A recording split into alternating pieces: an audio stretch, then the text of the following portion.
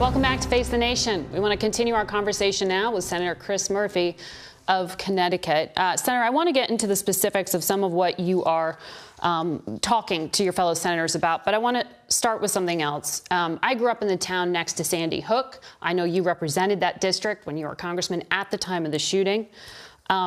You spoke on the Senate floor quite passionately this week about not just the victims, but the survivors and the PTSD that these little children have just walking back into a classroom and remembering having to walk over bodies. Can you talk a little bit about what this does to a community, to the first responders, and to the survivors? Especially in these smaller towns, I just think it's important to understand how communities can't come back from this, because data says everybody that's killed has 20 people that experience diagnosable trauma because of that murder. But in these schools, every single kid in Sandy Hook and Uvalde heard those gunshots. They all know the kids that died. Many of them did in Sandy Hook have to walk over and around dead bodies. These are horrific, grisly stories. And of course, the same thing can be said of neighborhoods like the one that I live in the south end of Hartford. These are neighborhoods where kids fear for their life every single day when they walk to and from school. Frankly, for many of these kids in urban neighborhoods, school is the safe place. Every single day is a trauma because they fear for their lives. So we need to understand we are putting on top of kids today who already are living in an era of social media and pandemics, a level of trauma and fear that makes it very difficult for them to learn when they are in school. I've got 2 school-age kids, you've got young kids, and the idea that they have to worry about where they're going to run in their school if a shooter walks in, instead of worrying about how they're going to do on a test that day, it only happens in America. And when a shooting like this happens in a neighborhood or in a school, those communities never, ever recover. That's just the reality. Thank you for that. On the specifics, how would your federal background check have stopped either of these 2 shooters? In Buffalo and in Texas, neither of them had criminal records. Neither of them had known mental health issues. New York already had a red flag law. That didn't stop the shooter there in Buffalo. How would these proposals have stopped these cases? So listen, I just don't get into the trap of having to write a law for the last mass shooting that captured the nation's attention. What I know is that on the same day of the shooting in Uvalde, there were 100+ other people in this country who died, and their mothers and fathers are grieving just as hard as the parents in Uvalde. So by tightening up the nation's background checks, data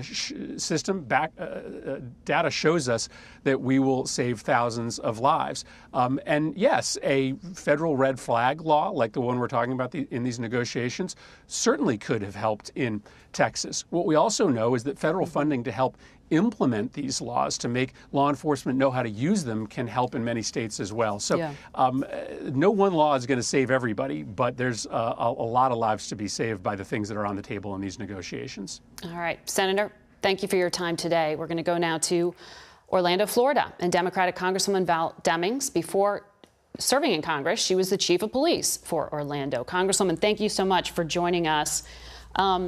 It's great to be with you. As a former police chief, what is the single piece of legislation that you think would be most effective right now?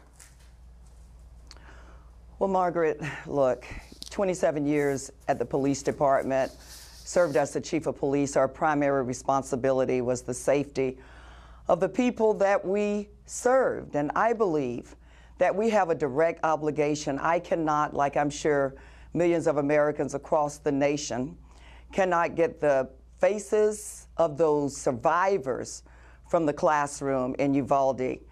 We have a direct obligation to move forward to make sure that they're safe. I believe right now, if the United States Senate, because the House has done their job, I believe right now, if the Senate would look at passing the background check law, as well as looking at red flags. Right here in Florida, we have almost 6,000 cases where red flag laws have made a difference, at least according to law enforcement and other people involved in those cases.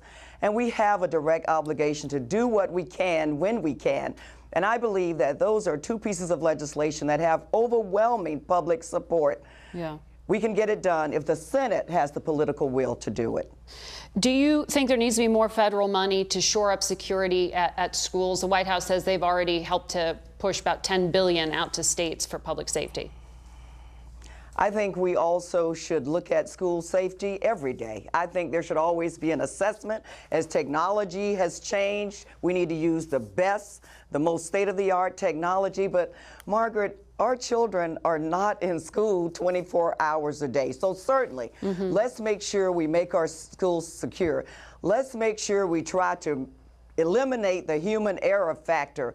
But what about churches? What about synagogues? What about grocery stores? What about movie theaters? We've got to do a job of keeping guns out of the hands of dangerous people. There again, the Senate can take action on that.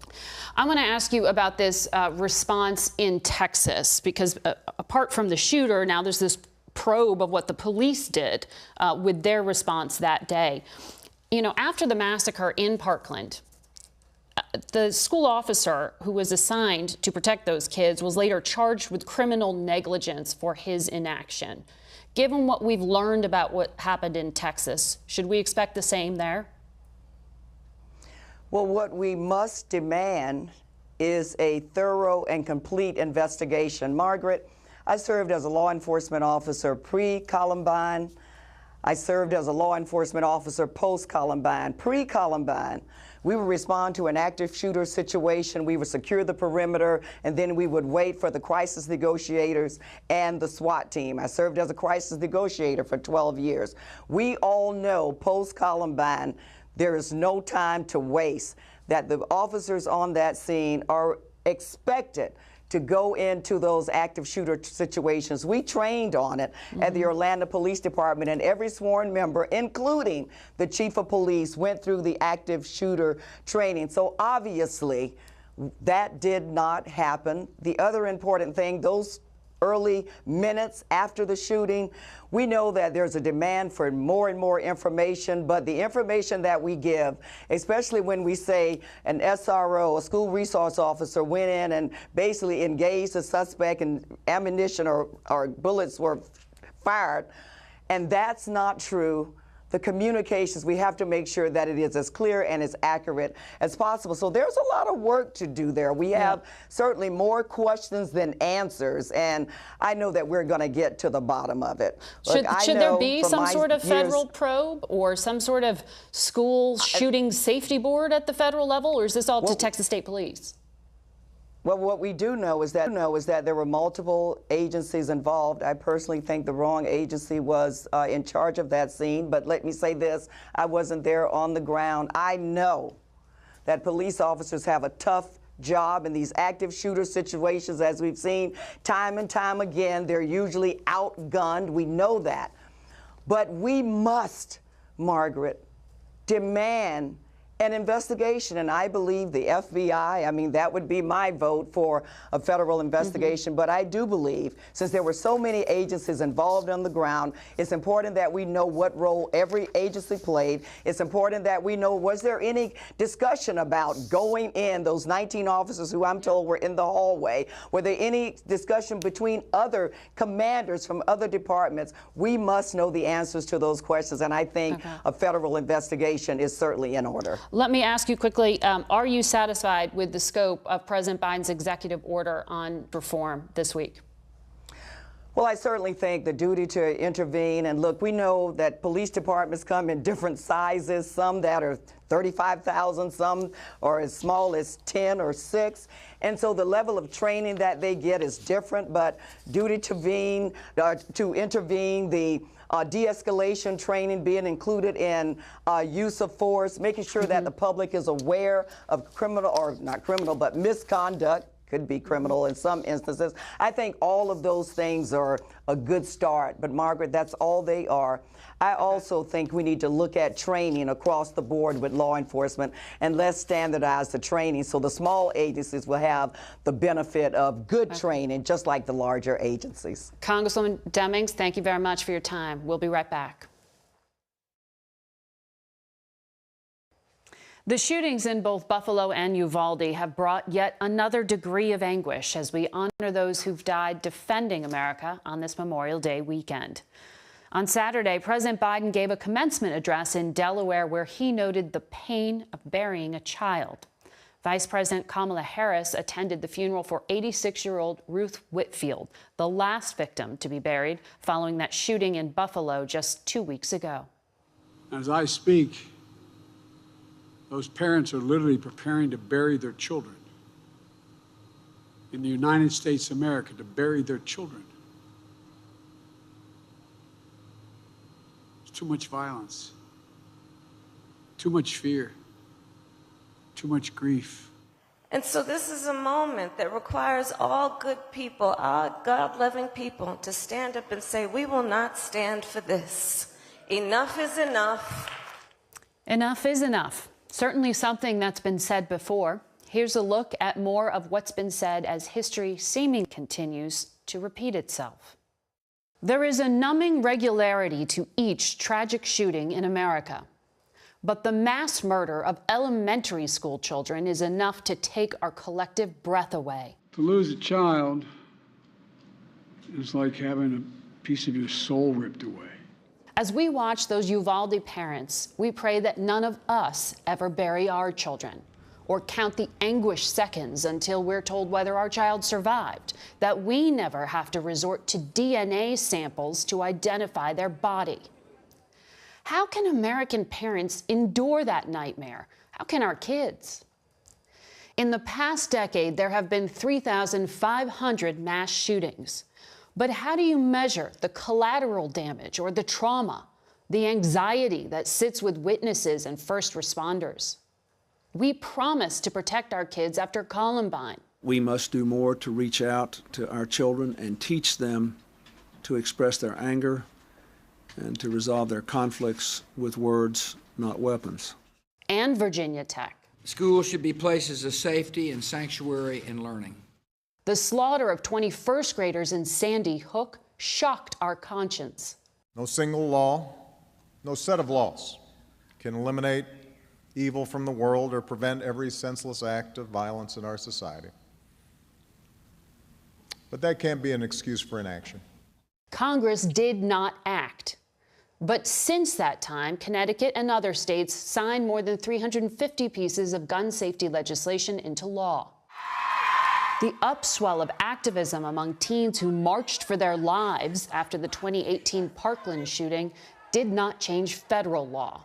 No child, no teacher should ever be in danger in an American school. But it did lead to modest changes in the state of Florida. Is that enough? As we drop off our own kids at school, the question among many parents remains, how do we protect them? And is this really the best we can do? We are joined now by two people who lived through similar horrors to what we have seen in Uvalde. Nicole Hockley's son, Dylan, was 6 years old when he was killed at Sandy Hook Elementary School. Hockley is now the CEO of Sandy Hook Promise Foundation. Jacqueline Corin was the junior class president at Marjorie Stoneman Douglas High School in Parkland, Florida. She and her classmates organized the March for Our Lives in Washington in 2018, and they are planning another march here in just a few weeks. Good morning to both of you. I'm sorry you had to listen to that revisiting of history. I know it is painful. And I thank you both for coming on and speaking so bravely today. I want to ask you, Nicole, the Washington Post is now reporting that the shooter had a history online using threatening language, specifically targeting violence against young women in particular. He was described as rage-filled, isolated, into video games. I know you're working to raise awareness of warning signs. Are these common signs? Is this what we need to be looking for? Yes, unfortunately, in almost every mass shooting or incident of violence like this, there are signs present. We just need to learn to know what to recognize, how to recognize them, and then how to take action. That's what we teach across the country at Sandy Hook Promise, and it has had tangible impact and lives saved and school plan shooting plans averted. However, that's about behavioral change and how do we know what to look for and take action. We also then need legislation to support and enforce those behaviors. So it's an and situation, not an or, but knowing the signs and recognizing them is critical to preventing violence before it happens. What kind of legislation? Is that the sort of red flag law that is being floated? Yes, extreme risk protection orders and background checks work hand in hand. Background checks looking at your history, where have you displayed at-risk behaviors in the past, and should you be responsible for a firearm? And extreme risk protection orders or red flag laws is like, what's your current state of mind? Are you going into crisis? Are people worried about you? Should you be temporarily separated from weapons so that you can't move forward, but that you can then de-escalate and get the help that you need, and then be deemed safe if you should have firearms again.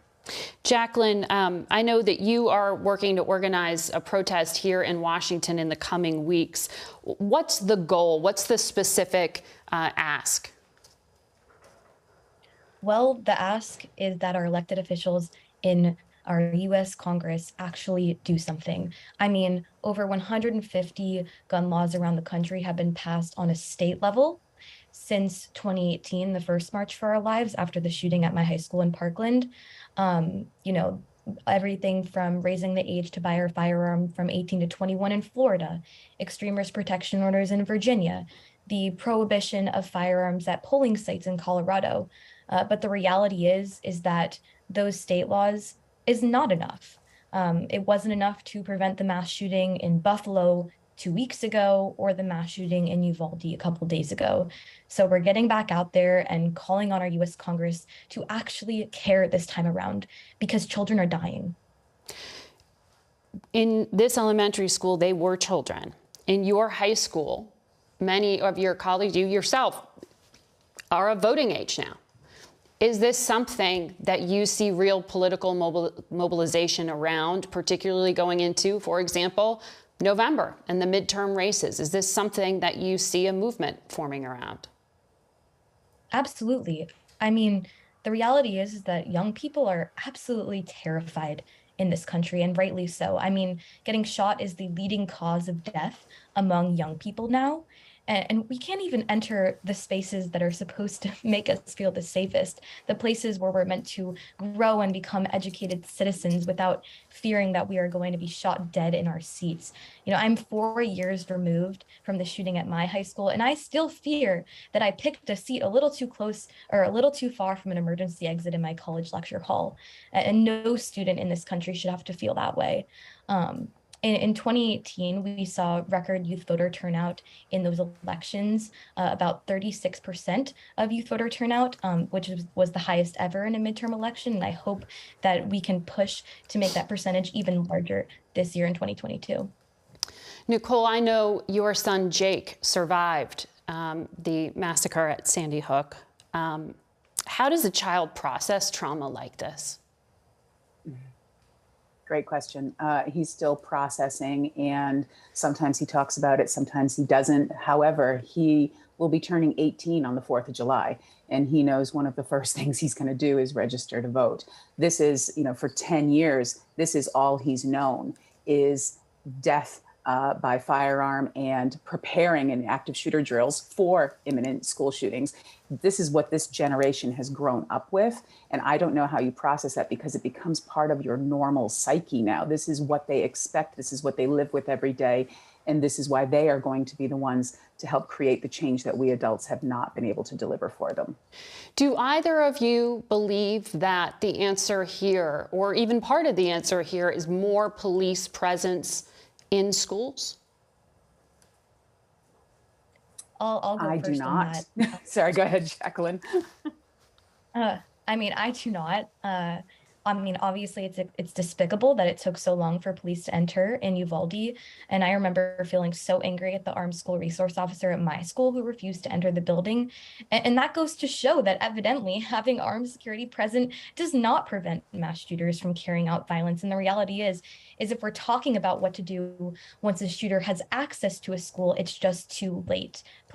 More police in schools, arming police officers, arming teachers especially, is not the answer.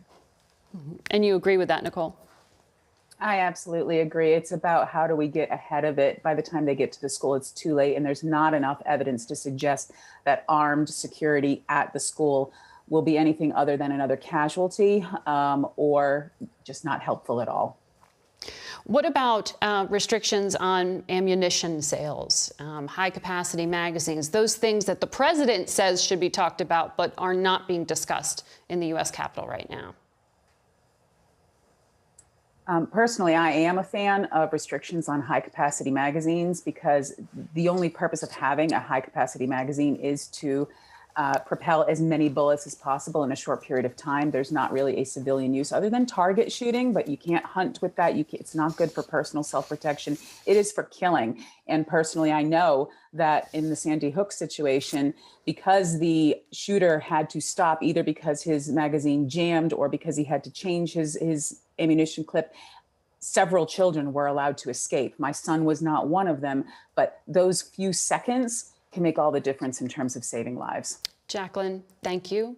Nicole, thank you for your time today and for sharing your perspective. We'll be back in a moment.